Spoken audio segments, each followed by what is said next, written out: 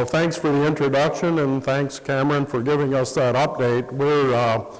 Nitrogen is something, you've all heard the old joke that the definition of an agronomist is somebody who's never fails to be fascinated by the fact that corn needs nitrogen.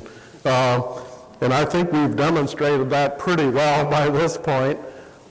And I'd really like to, thank the NREC and all of you for your support of that. It is, as Bob said, a very unique and program, and it's one I kind of wish would have been here 25, 30 years ago, Bob, where the funding, as things go in the university system, the people that bring in the big federal grants are the ones that get all the attention.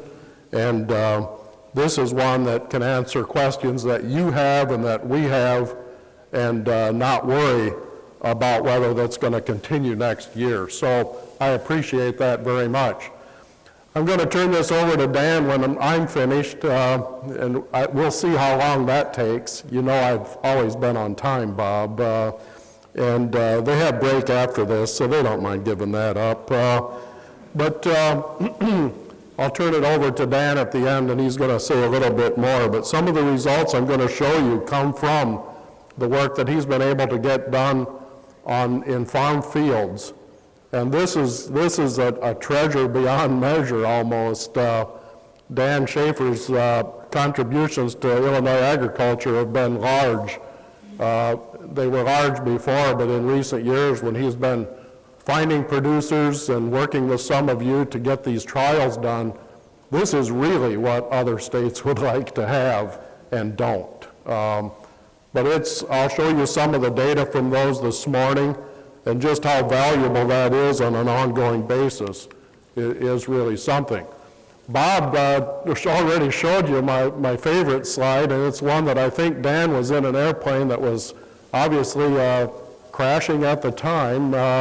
You can see the angle there, but this is of a field, and I'm going to talk about the results real briefly towards the end, where variable rate nitrogen was put on.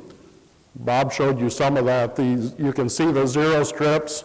The reason I showed the picture was just my statement there that in general in 2014, it was probably one of the better supplied with nitrogen years that we've seen recently.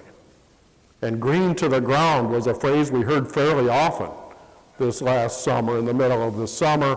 This was taken in early July, and you can see there generally that crop canopy is the color you really like it to be.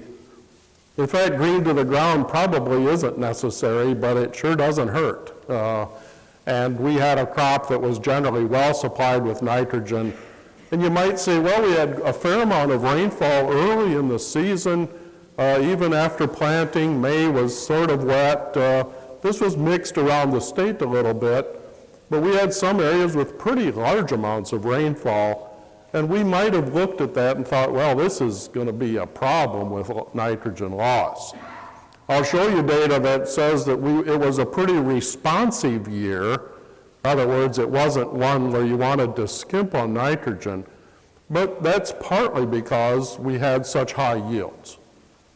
And yields, don't get me started on yields. A state average of 200, and I think when I started, Bob, in 1982, our average was about half that. Our trend line yields in Illinois crossed 100 early in my career, and now, well, the trend line's not at 200 yet, but we hope it gets there. And it was certainly a remarkable year. The lowest stress year we probably have seen. Maybe 2009 would have been an exception. It also had very little stress. But you remember it ended very late in the fall that year. So this was a much better year in all regards. Well, we had some real surprises, but I just showed this and left my label up there about treating response data the way it ought to be treated. The real surprise was this is Brownstown. Those of you who know where Brownstown is, that's a Sisney soil, and even on the Sisney spectrum, it's not real high. And we had a nitrogen response there, corn after soybean, that I never really thought I'd see at Brownstown.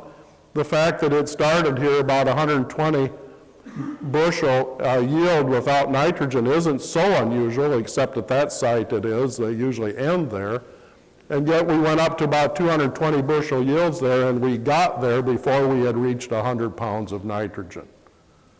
Now you look at this and you say, how in the world is that possible? This is a soil with probably 1.5% organic matter. And the stuff underneath it, for those of you who know claypan soils, is not really great in terms of supplying nitrogen. But the reason I put it up in this case was, you know, the curve that I fit to it, where I have two optimum N rates there, and the old way we normally did this was to fit that quadratic up there. Back in the days before fancy software and computers, quadratic was about the best you could do, and that took you a while to calculate those by hand, but I'm old enough to have done that at one point back in school. But so the optimum is very different depending on what line you fit. And if you ask somebody the question, just show them the round points up there and say, well, what nitrogen rate was the best one here? You know, it's pretty clear that it's back there somewhere around 100 pounds. And yet the way we've treated data historically tends to push it up. And we'll come back and talk a little bit more about response. I just wanted to show you that one as probably the most surprising response to nitrogen that we had this last year. Well, I don't need to harp on this. We've been talking to you about this for some years, but the yield goal based, although Bob reported, you know, people are still relating nitrogen rate to yield. I don't know if it's an expectation, a hope. You know, we used to talk, Bob, about proven yields, and you know, nobody had 220 bushel at Brownstown on their proven yield list or even their hoped for yield list. But that's where we ended up there. But they were a great improvement, and Bob Haft helped bring this into Illinois. At that time, it's a simple mass balance. If the crop's going to need this much, you have to put on this much fertilizer. Their utility really declined in the last 25 years or so, as we saw these responses start to separate depending on the soil. And in northern Illinois, the proven requirement was less than the yield level had predicted, and in southern Illinois, the opposite was true. And I think a major reason for this was just a more effective root system, which influenced the amount of nitrogen available for soil organic matter. Of course, the yield goal-based systems they have you thinking fertilizer is the way you get nitrogen to the crop. What we really know, and I haven't proven enough now, is that fertilizer is one of the things the crop needs to get its nitrogen. Soil and soil organic matter is the other. And just to give you an example, if any of you came to the classics, I showed a few of these slides, but I want to get us thinking this way, or keep us thinking this way, so you'll hear me harp on this again. But then this was two 10-year response curves, so this is 10 years in the same field of nitrogen trials. So we're pretty sure these are pretty good curves that represent what the response is in those fields. And in northern Illinois, we had the yield goal-based N rate calculated there with the soybean N credit was 218, based on the yields we actually got. And yet the actual optimum N rate over that 10-year period was 110. So you can see how far off that was. And down in southern Illinois, our yield goal-based N rate was only 109, and the actual N rate that we needed to maximize our return to nitrogen was 143. So that just illustrates where we were. And then from soil organic matter, just a quick review of this, we take 2% of the nitrogen in the organic matter as a sort of rule of thumb. It varies from 1% to 3% probably, at least, and then not everything that's released is always available. But it's still an important source of nitrogen. And my quick example here, 3.5% organic matter in 12 inches of topsoil, it would kick out at 2% about 120 pounds of nitrogen in a year. So it doesn't sound ridiculous that you can get 220 bushel yields with 130 pounds of nitrogen. because of this supply that comes from the soil. And the time course of release follows temperature and moisture at depth. Early in the season, it's a lot like crop growth. You know, as a crop grows better, so is nitrogen made available better. It declines as soils dry out, and so does uptake of nitrogen. And late in the season, I think that mineralization actually exceeds crop uptake a lot of times. We've heard a lot of talk about how new hybrids need more nitrogen later in the season than older hybrids did. I think that's probably true because most of the time they're actually alive later in the season and old hybrids weren't. And it depends on the water supply, but I think the nitrogen from organic matter in the middle week of August might often exceed what the crop actually had to take up that week. And so we should be in good shape. One of the questions that comes up, I put this together just as an interest thing, is whether the soil is going to run out of nitrogen if you keep mining it like that.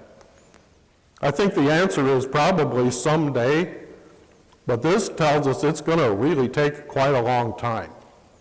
Think about that. 1% organic matter in an acre furrow slice or 6-7 inches of soil is 1,000 pounds of nitrogen. And think about that when we're talking about building up organic matter and talking about using nitrogen from organic matter. The thing about organic matter and the nitrogen is that nitrogen is going to appear every year whether you've got a crop there or not. So one of the questions that Dan asked there, Cameron, when you were talking is, what does tile drainage do to nitrous oxide? Well, I suspect it reduces it because there's less saturation, but it does something else at the same time, and that is makes the nitrates get to the stream. So it's one thing or the other. But this is the top line is corn following soybean. That's yield from 1982 or so, or 81. These plots had no nitrogen applied. So you can see what's happened to yields. Well, the first 10 or 15 years with corn following corn, the bottom line, we thought they were actually headed down.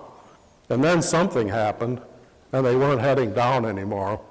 And they're still not heading down. So that's just to remind us where that soil nitrogen comes from. How much does it need? And that's something Cameron mentioned. You know, what we've tried to figure this out. I have some new data I'll show you here. It doesn't all have to come from the soil, I've told you. That corn grain removes 6 to 7 tenths of a pound of nitrogen per bushel. 8% protein is about 0.6 pounds. And 8% is a pretty reasonable number for what we have in today's hybrids at today's yield level. The end harvest index, which is the percentage of nitrogen that's in the grain at maturity, is about 2/3. And you put those numbers together, and the total N taken up is about 0.9 to 1.1. And I'll show you some data. It actually sometimes is less than that. But in round numbers, we can say that a bushel takes a pound. And that's going to be the crop demand. In other words, and that's the total demand. That's not what it removes. That's how much it needs to grow that crop. So I'll show you some of the numbers. This is a nitrogen response curve, kind of a nice one. I was proud of it, so that's why I'm showing it to you.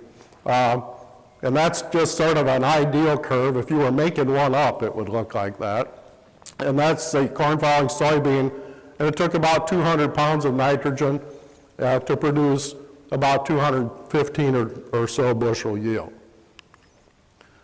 We did have, and I'll come back to this topic, but I threw it in now because it's on the same trial, side dressed at V6 instead of just all put on at planting. And you can see there we got some response up at the higher rates. That response doesn't make much sense to me. So if nitrogen was the problem, why didn't the higher rates at the base rate, at the base application, just yield more?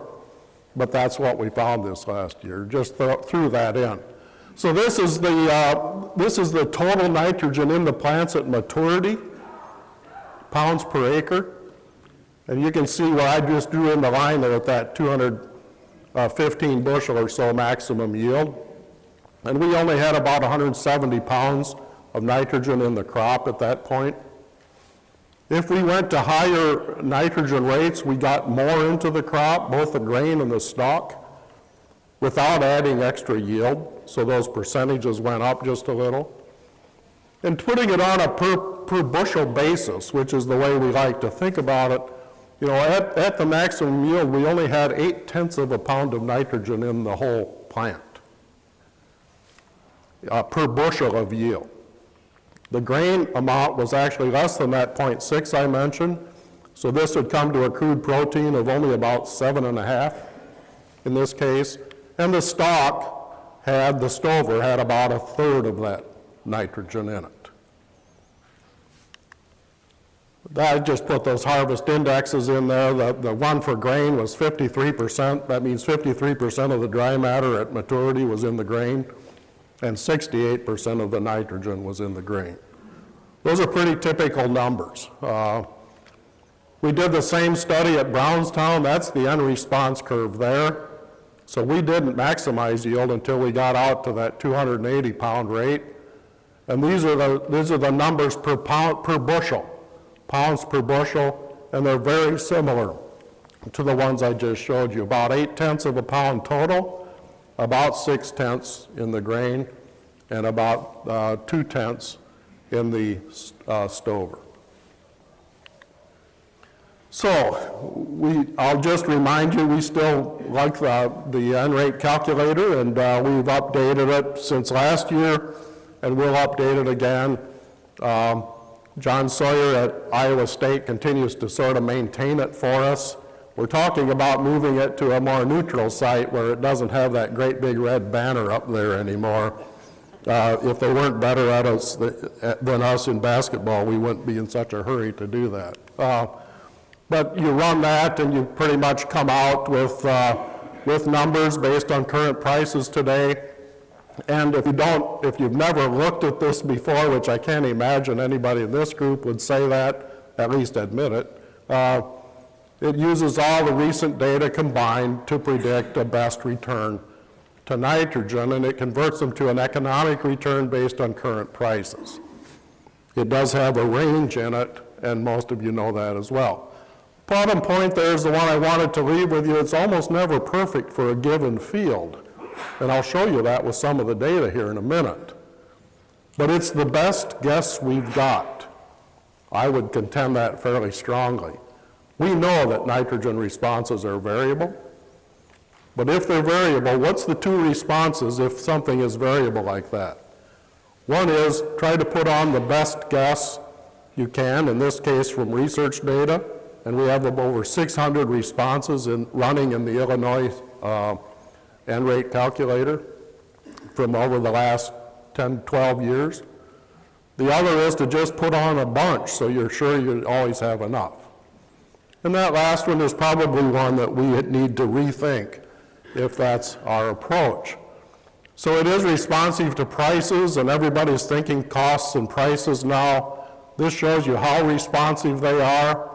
With end prices of 30 cents to 60 cents, you can see the lines up there. And that's Central Illinois corn following soybean. Right today we're at, I think for all my calculations here, I use 375 corn and 45 cent nitrogen. Those aren't too far off from where we are today. Who knows where we'll be by spring. Corn price is showing a little strength, and I hope it's above that. But and nitrogen, I think anhydrous today is probably a little less than 45 cents, more like 40. Dennis Bowman in our department there building took those curves I just showed you that I provided him, and he turned them into an app that's a mobile app. And if you want to do this without going to that Iowa State red banner website, you can get exactly the same numbers here, going either on Android. The last I checked, the Apple one had not been updated yet, but I think it might be by now. They check and recheck that one, and doing the Android one is pretty simple. So you go to the Crop Sciences Research and Education Center website. under extension, and you will be able to find it. Called MRTN, maximum return to nitrogen, is what that stands for. So these two slides are the most important ones I'll show you this morning. This is from Dan's work. We did some of these on research centers as well. I'd challenge you to find which ones are research center and which ones are on farm. They tend to be exactly the same in general shape. And these are pretty typical for corn following corn, but better yield levels than we normally have. Some of these up, at the higher end rates between 200 and 250. It was a good year for corn following corn this last year. We had been whining about it the 4 years or so before that, about how corn following corn really was taking a beating. And, this last year we wouldn't say that. We have comparisons out. I'll tell you about those another day. But this is, take a look at this. The yellow triangles are the actual optimum. When I say optimum NREC, I mean the one that provided the biggest return to nitrogen. So if it's a flat response at higher ends and you keep putting nitrogen on, you start to lose nitrogen. And so I just show you these are the actual data, and those triangles are the actual best nitrogen rate for that response. And then I did the MRTN one. So I went back to the original equation and I said what the MRTN rate, and you can see there, some of these are north, some are central, some are southern Illinois, and they don't vary very much, the MRTN rates for the 3 parts of the state. They vary some for corn following soybean, you'll see that in a minute, but for corn following corn, not very much. They're all around in that 180, 190 range. And you can see I lined them up here, and this shows you what the yields would have been and at the MRTN rate, each of those circles. So you're able to compare then what the actual optimum was with what the MRTN would have told you to use on that field. And down here for 2014 curves, you see what we've got. Using the MRTN at all of these sites, we would have lost about $20 an acre. 17 pounds saving in nitrogen, and about a 7 bushel yield hit. Now, I won't go into any more detail than that, but some of these, this was, the size of that number was influenced by a couple of the sites more than others. There's 2 sites down here, here's one and here's one, where the response to nitrogen was a straight line. I never know why those happen. You never see them coming. But they have a big effect here because it meant for every pound of nitrogen you cut back there, you lost yield and you lost income. The best nitrogen rate for those that you see out there is up at the end of the line.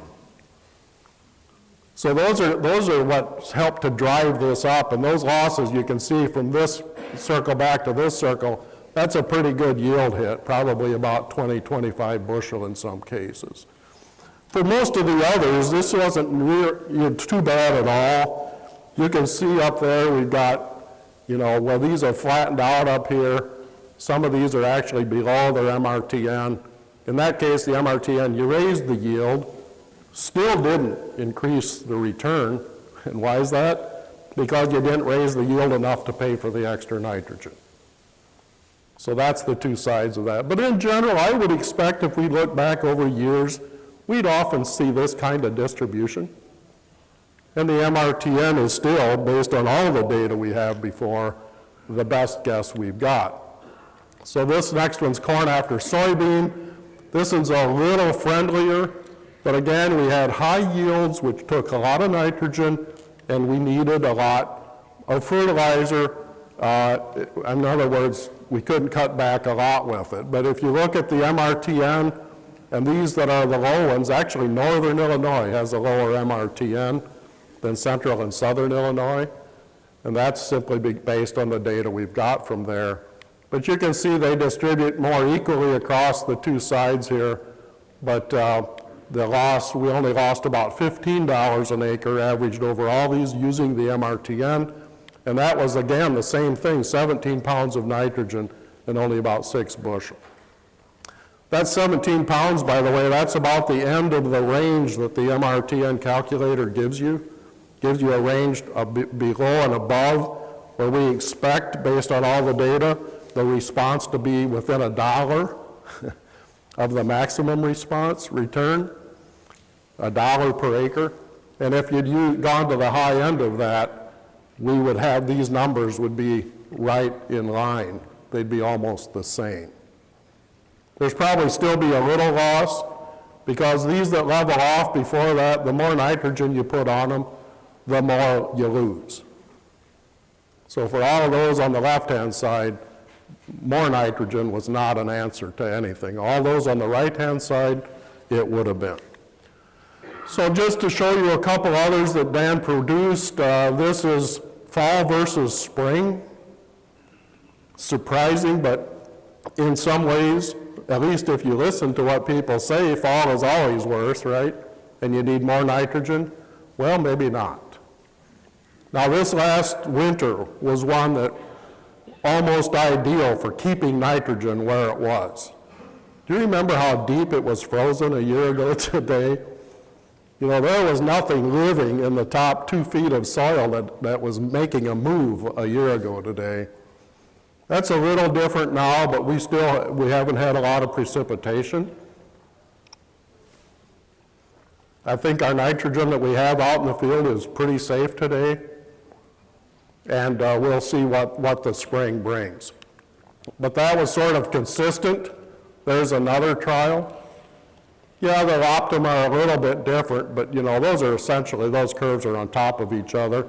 And Dan laid these out so the 2 rates were right, the same rate was right next to each other, fall versus spring, which is an excellent way to do these kinds of trials.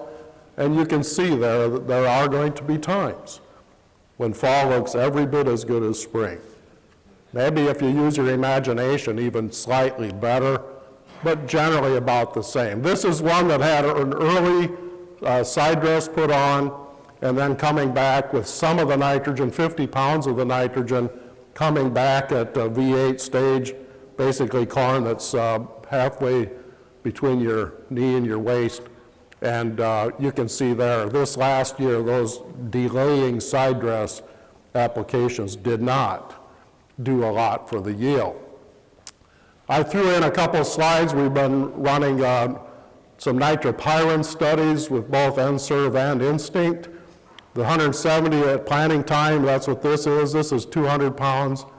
And without dwelling too much of these, we saw what Bob has certainly reported before, that sometimes using an inhibitor at planting time early in the season, we expect that it just kept the nitrogen, it did what it was supposed to, kept the nitrogen a little higher and a little drier, and the roots didn't get to all of it. That only happened with the lower N rate at the DeKalb site, and we saw nothing like that at Urbana. We actually got a boost in the 200-pound rate using Instinct with planting time injection. That just tells you that this is going to vary all over the place, and it did. Now, Bob already showed the one slide that I'm going to show you, a series of them here. We had, under the NREC funded nitrogen project that we started this last year, we could only put spring on. This next year we'll have fall compared to spring. But we started it this last spring. So we've got a base curve in each of these 3. I'm going to show you 3 sites. We've got a base curve here put on at planting time as UAN. We've got, and I put the optimum in there, 50 pounds at UAN at planting time, plus followed by UAN side dress injected. And then we've got a range of dots here that you'll see in a minute. I just show them here. These are all 150-pound rates, but they're put on at different forms and timings. So they're all the same rate. And this just shows you how much, you know, that's about 20 bushel spread, 25 about from top to bottom there. And it can show you sort of where it is in relation to the response. And this is one of those years where most of those are actually a little bit, sorry, I flipped to the next slide. No, this is Monmouth. This is one site where most of these are a little below the base. The base that I call the base here is UAN had put on at planting time. And you can see here, this is reflected too. This is the side dress application, and it really did our yields no good to keep all but 50 pounds and put it on at side dress at this site. This is the DeKalb site, same setup, same trial exactly, different response there. A lot tighter grouping of these forms and times. We didn't see as much difference based on that as we did at Monmouth site, and basically the side dress performed about the same. And this is Urbana, where the side dress performed exactly the same. Our yield levels were a little bit higher there, and you can see we had a range here, a pretty good range of that 150-pound rate if we put it on different ways. This sums up the slide that Bob showed you was the actual yields, and this is a bunch of numbers I know, but I wanted to show you this. These are the ranks of those 15 treatments from 1 to 15 at each of the 3 sites. So understand that the range of yields from number 1 to number 10 within each site is 20-25 bushel. And then I put a rank across the 3 locations over here to the right. And I just colored the ones in yellow that were the 3 highest, and the ones whatever color that is. I'm colorblind, so I don't know my own colors. But the other color is the lowest yielding ones. And you can see here how much flip-flopping there was, even with these better ones. You know, at one site it's the 12th ranked, and at one it's second, and one it's first. So I'm just showing you here how much variability there is in this. And I would expect that we're going to show something like this every year. In other words, is there going to be a clear winner for time and rate, not rate, but for timing and form? I'm going to guess probably not. As Bob pointed out to you, this one, planting time urea plus agrotane, the 150 pounds nitrogen was the best one over all of these. And it's one that I don't know that anybody would have ever really recommended, but this year it worked pretty well. ESN did not work very well, interestingly enough, and it was the worst treatment in terms of yield across the 3 sites. So you can just look at these and get an idea. We'll have this available to you in other forms, and I'll put actual yields in here, but this is a way for you to kind of get, without the sea of numbers, get an idea of what was better and what wasn't better in this last year. We would have considered it, you know, with the rainfall we had, at least at a couple of these sites, Monmouth and Urbana. We got a fair amount of rain between planting and application of the side dress. I would have thought that maybe the side dress would help a little bit, and this year it really didn't help very much at all. This is PT is planting time. So we've got some that we waited and put it all on at side dress, either V5 or V9 for a late dribble. And you can see those were the injected at V5, keeping all of the nitrogen to then worked out pretty well. But that's not what most people are doing. So we varied it, as you can see down the list here. And we included anhydrous, both injected and using N-Serve. And there were almost no difference between them. So, variable rate nitrogen is a question we're interested in. I'm not going to dwell on it much today, just say that it's, it's not going to be a core part of what we do. There's a lot of development underway, and I listed some of them here. We know the yield goal-based ones don't work, and that's because yield goal-based doesn't work very well anyway. But using that in a field doesn't really work very well. But in real-time canopy or aerial photo-based canopy sensors, the Optrix is one example, and I'll show you a quick example of that from that aerial photo you saw. Adapt-N is one that's around, and some of these others as well. We don't know much about how they work, and our general concern is these, what I call black box algorithms. You know, this thing kicks out a rate, doesn't really tell you how it got there, and whether or not those are going to drift towards higher equals safer rates. If all you're using the variable rate for is to justify putting on more nitrogen, why don't you just put it on without justifying it? And I'm a little bit concerned that that's might be what we see. This is the overall results from that study that Dan did on South Farm that you saw the picture from. This is a green seeker, and it worked well this year. We had canopy differences in color at the time we put it on. Part of that was due to the fact that we got a fair amount of rain. I think we created some of that deficiency. But if you don't have deficiency of some sort, at least mild deficiency with these, you know, it doesn't really work very well. And that's one of the concerns. One of the problems with this is it asks you the question, do you want to develop some deficiency so this variable rate can work?